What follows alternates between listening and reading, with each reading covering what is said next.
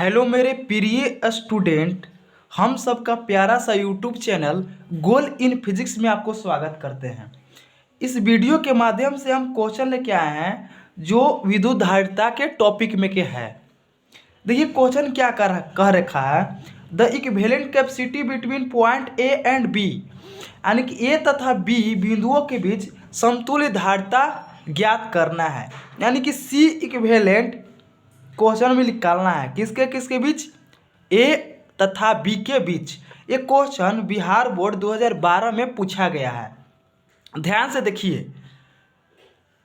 देखिए और ये सीख लीजिए आप। देखिए ए है यहाँ पे, बी है यहाँ पे, तो ये 2 और 4 है, 2 माइक्रोफैराड और 4 माइक्रोफैराड क्या चीज़ में जुड़ा हुआ है? जुड़ा हुआ है श्रेणी क्रम। देखिए एक ही तार में है, इसीलिए तो हम श्रेणी क्रम में जुड़ा हुआ है, तो श्रेणी क्रम का फॉर्मूला क्या होता है? सी इक्विवेलेंट इजकल टू होता है C1 इंटू C2 बटे C1 प्लस C2। ये ट्रिक समझिए, यहाँ पे ये मेथड है। ये देखिए, हालांकि 1 बटे सी इक्विवेलेंट इजकल टू होता है 1 बटे C1 प्लस 1 बटे C2, तो वहीं से ये फार्मूला आता है।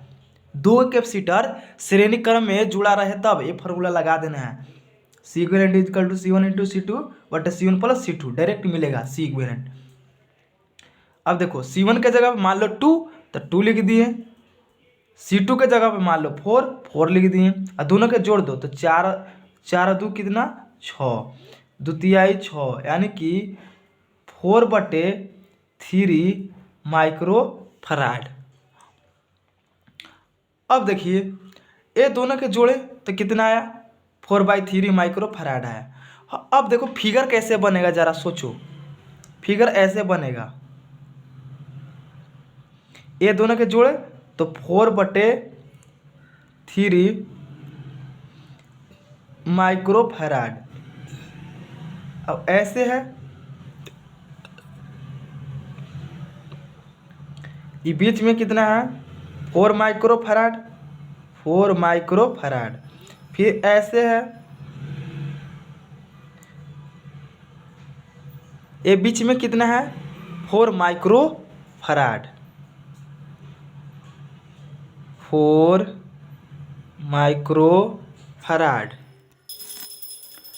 ये देखिए ये दोनों के बीच में कितना माइक्रोफैराड है 2 माइक्रोफैराड। तो 2 माइक्रोफैराड यहाँ लिख दीजिए। यहाँ क्या है ए है, यहाँ पे क्या है इस पॉइंट पे बी नाम है। तो ये देखिए ए दोनों क्या चीज़ में जुड़ गया, समांतर क्रम में। ए वाला कैपेसिटर और ए वाला कैपेसिटर क्या चीज़ में, समांतर क्रम में। तो समांतर क्रम का फार्मूला क्या होता है, सी इक्विवेलेंट बराबर C1 प्लस C2। तो लिख देंगे यहाँ पे 4/3 प्लस कितना 2, एलसीएम लो, तो एलसीएम लेंगे तो क्या हो जाएगा 3, तो यहाँ पे क्या हो जाएगा 4 और यहाँ 3 दूनी 6, यानी 6 4 10 बटे कितना 3 माइक्रोफैराड। ये दोनों के जोड़ के कितना आया 10/3 माइक्रोफैराड। यानी कि फिगर अब कैसे बनेगा, जरा सोचो। ऐसे फिगर बनेगा, ये दोनों के जोड़ के एगो, तो यहाँ पे लिख देंगे क्या 10/3 माइक्रोफैराड। यहाँ ऐसे है, ऐसे बना दिए हम। यहाँ पे कितना है 4 माइक्रोफैराड, इधर कितना है, इधर भी है 4 माइक्रोफैराड। देखिए इधर क्या था, इधर ए था और इधर क्या था बी था। अब ये तीनों क्या चीज़ में आ गया, श्रेणी क्रम में आ गया। क्या चीज़ में, श्रेणी क्रम में। तो ये कैसे बनेगा, अब कैसे हल होगा? श्रेणी क्रम का फॉर्मूला क्या होता है 1/C इक्विवेलेंट बराबर 1/C1 plus 1/C2 plus 1/C3। तो हम ऐसे नहीं करेंगे, ये दोनों के पहले कर लेंगे कि ये दोनों क्या चीज़ में है, श्रेणी क्रम है। तो हम ऐसे लिख सकते हैं, श्रेणी क्रम का ये फार्मूला लगाएंगे। देखो दो संधारित्र श्रेणी क्रम में जुड़ा रहे तब ए फार्मूला, दो संधारित्र श्रेणी क्रम में जुड़ा रहे तो ये फार्मूला लगाया जाता है C1 इंटू C2 बटे C1 प्लस C2। ये डायरेक्ट फार्मूला हम यहाँ लिख दिए हैं। 1/C equivalent equal to formula होता है 1/C1 प्लस 1/C2, तो उससे हम ये लिखा लें। तो अब यहाँ पे देखिए C इक्विवेलेंट इजकल टू लिख सकते हैं ऐसे C1 इंटू C2 बटे C1 प्लस C2। तो C1 के जगह पे 4 और C2 के जगह पे 4 और 4 4 8, तो 4 दूनी 8, 2 दूनी 4, कितना माइक्रोफैराड? 2 माइक्रोफैराड। अब देखो ये दोनों के जुड़ गया तो एगो बन गया। तो इस तारवा के हम खींच के ऐसे क्या कर सकते हैं, सोच कर सकते हैं। क्या मेरी बात समझ में आ रहा है? हाँ सर आ रहा है, पक्का ना? पक्का। अच्छा, बहुत अच्छा, बहुत मजे आया। देखो क्या लिखेंगे, 2 माइक्रोफैराड। और यहाँ पे क्या है, 10/3, 10, यहाँ 10/3 माइक्रोफैराड। यहाँ ए और यहाँ पे क्या, बी।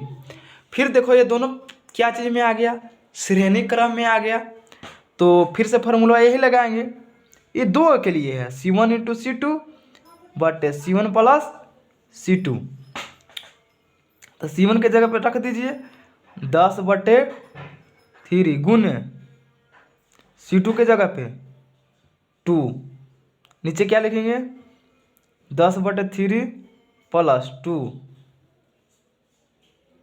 तो ऐसे करिए, ऊपर गुना कर दीजिए तो क्या हो जाएगा 20/3। एलसीएम लीजिए तो एलसीएम क्या हो जाएगा 3 हो जाएगा। तो यहाँ पे क्या लिख सकते हैं 10 प्लस के बार में 3 बार में, तो 3 में 2 से गुना होगा तो 3 दूनी 6। तो C इक्वल टू अब ऐसा लिखा जा सकता है कि 20/3 आई 3 कहाँ चला जाएगा ऊपर, मेरे भाई मेरे दोस्त यहाँ देखो ये 3 कहाँ चला जाएगा ऊपर, 3 लिख देंगे ऊपर 3 और बट्टे ये 10 और 6 क्या 16 और 3 से 3 कैंसिल। तो क्या यहाँ पे लिख सकते हैं 10 और 2 दूधा का 20, 10 दूनी 20 और यहाँ क्या 8 दूनी 16। और कट सकता है, देखिए 2 से 2 5 10 और कट सकते हैं नीचे 2 चौका 8। यानी कि C इक्विवेलेंट हम लोग पहुंच गए हैं मंजिल तक। मंजिल दूर तक क्या है, एक दिन हमको पाना पड़ेगा, मेहनत करिएगा तो पा लीजिएगा।